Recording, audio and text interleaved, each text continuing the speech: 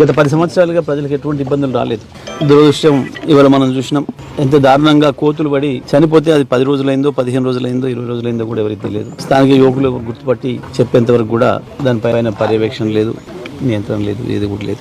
నేను వెంటనే ప్రభుత్వాన్ని డిమాండ్ చేస్తా ఉన్నా, జిల్లా యంత్రాంగాన్ని డిమాండ్ చేస్తున్నా, తక్షణమే ఈ ప్రాంతంలో ఉన్న కాలనీలో ఉన్న ప్రజలందరికీ కూడా ఆరోగ్య పరీక్షలు నిర్వహించాలి. ఎందుకంటే మనం చూస్తున్నాం ప్రపంచవ్యాప్తంగా ఈ కోతుల వల్ల అనేక జబ్బులు వస్తున్నాయనే మాట మనం వింటున్నాం.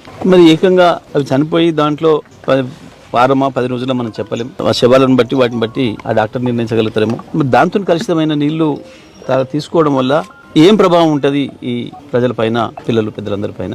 మరి దానికి సంబంధించి ప్రభుత్వ పరంగా ఎట్లాంటి చర్యలు తీసుకోవచ్చు, ఎటువంటి పరీక్షలు నిర్వహించాల్సిన అవసరం ఉంటుంది? ఎందుకంటే మనుషులకు ఇతర జంతువుల నుంచి వచ్చే సంక్రమించే వ్యాధులకు సంబంధించి నిపుణులు ఉంటారు.